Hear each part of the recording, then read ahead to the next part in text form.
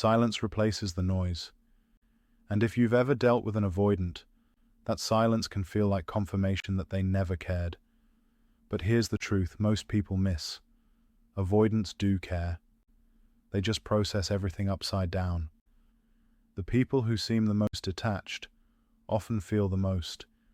They just can't handle the intensity of their own emotions. So while you're trying to move forward, they're in the background, fighting a private war between control, curiosity, and fear. Today we're breaking that down. What avoidants secretly expect during no contact, and what that means for you as a man who values truth over illusions. The illusion of indifference. On the surface, avoidants look unbothered. No messages, no explanations, just stillness. But silence is their defense mechanism, not their peace. Avoidants don't process pain in real time. They postpone it. They suppress it until they're ready, which is often months too late.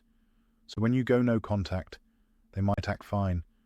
But internally, the silence isn't invisible. It registers every day. They notice that you didn't chase, you didn't text, you didn't fold. And that's the first shock to their system, because unconsciously, avoidants expect you to come back. Expectation 1. You'll break the silence. This is the unspoken rule of their relationships. They pull away, and you do the emotional labor. You reach out, you soothe, you fix. That dynamic is comfortable to them. It gives them control. It lets them feel wanted without being vulnerable. But when you stay silent, you interrupt the pattern. You introduce a variable they don't understand. Your absence. They won't say it. They may not even consciously think it. But they're waiting for that hey text, that apology, that attempt to reconnect. And when it doesn't come, the silence starts to echo. Expectation 2. You're still there. Even when they act detached, avoidants like to believe you're still emotionally orbiting them, that you're thinking about them, that you're giving them space but still available when they're ready. In their mind, you haven't truly left. You've just gone quiet for a while. This gives them a strange sense of safety. They get the comfort of your loyalty without the pressure of your closeness. They don't want to be chased, but they want to know you would chase them if they needed you. It's the emotional equivalent of keeping the lights on in a house they never plan to live in again. Expectation. 3. You'll prove them wrong. Here's where it gets complicated. Most avoidants carry a buried belief. I'm unlovable.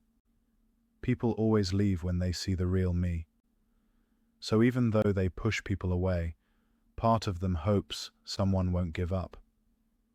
They want to be proven wrong. They want to see that you'll break the silence, that you'll fight for them. But when you don't, their brain goes to war with itself. Half of them says, I knew it, I can't trust anyone. The other half says, maybe I really did push away something good. And that tension, between fear and longing, is where the cracks start to form. Expectation. 4. Clarity, without vulnerability. Avoidants crave answers, but they hate confrontation. They want to know what you're thinking without ever asking. So they watch. They scroll your social media. They reread old messages. They analyze your last words like a secret code. They're looking for clues that tell them you still care. But they want it on their terms, private, indirect, and emotionally safe. They don't want to explain themselves. They want you to somehow just know. This is the quiet paradox of the avoidant mind. They expect understanding without communication. Expectation. 5. You'll grow, but still wait. Some avoidants secretly hope that during no contact, you'll improve, that you'll become more independent, calmer, stronger, not because you were weak, but because closeness scares them. They want to believe that when you return, it'll feel safe, less emotional, less demanding. more manageable. They imagine a version of you that's still there, but now detached enough not to overwhelm them. To them, that's love, connection without pressure. But to you, that's not love. That's control disguised as peace. Expectation. 6. To be missed, not needed. Avoidants want to feel significant, but not responsible. They want to be missed, but not depended on. They want to know they left a mark, but without feeling obligated to return. It's a tightrope. If you seem indifferent, they question their worth. If you seem desperate, they retreat. They want to be chosen, but never chased. Admired, but not attached. Loved, but from a distance. Expectation. 7. To be irreplaceable. Even when they act like they don't care, avoidants secretly dread being replaced. They'll tell themselves they're fine if you move on, but the idea of someone else getting the version of you they couldn't handle, that haunts them. Their imagination fills in the blanks. What if she treats him better? What if he's everything I pretended not to want? What if I was the problem? These thoughts hit hardest at night, when distractions fade and silence gets loud. They won't reach out, they won't admit regret, but they feel it, because the avoidant's biggest fear isn't losing love. It's realizing they already had it and pushed it away. Expectation.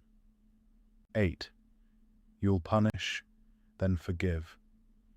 If the breakup was emotional, they may initially expect your silence to be revenge, that you're trying to make them miss you. Part of them even wants that. It fits the story they tell themselves, that intimacy always ends in pain. But when the silence lasts too long, that expectation shifts into something softer. Hope. Hope that maybe, despite everything, the door isn't completely closed. They won't walk through it yet, but they need to believe it's still unlocked. Expectation. 9. You'll understand them without words. This one's buried the deepest. Avoidants often believe that the right person will understand them without needing them to open up. That love means unconditional understanding, even in silence. They expect that you'll just know. Their distance isn't rejection, it's fear. That you'll interpret their coldness as protection, not indifference. That you'll read between the lines and stay anyway. It's a fantasy, but a powerful one, because as long as they believe you understand them, they don't have to confront themselves. So, what do you do with this? You stop trying to meet their hidden expectations, because the more you bend to their emotional logic, the more you lose touch with your own. No contact isn't about punishing them. It's about healing you. It's the space where you stop performing for their comfort and start returning to your center.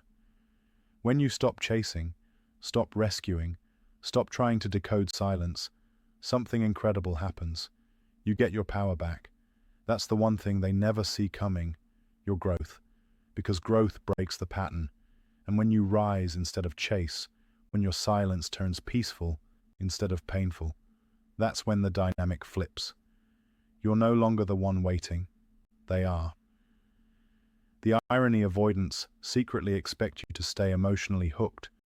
But when you heal, when your peace stops depending on their presence, that's what wakes them up the most. Not the anger, not the sadness, the stillness. Because silence, when it's calm, is power. And power is what they never expected you to find. Final words. If you've been through this, if you've loved someone who couldn't meet you halfway, know this. Their silence isn't proof that you didn't matter. It's proof that they didn't know how to hold what they had. You were not too much. You were simply too real for someone still running from themselves. And when you finally stop running after them and start walking toward yourself, everything changes. That's what avoidants never expect. That one day you won't be waiting, worrying, or wondering. You'll be free. So keep your distance, keep your peace, because your silence, your calm, grounded silence, isn't emptiness, it's evolution.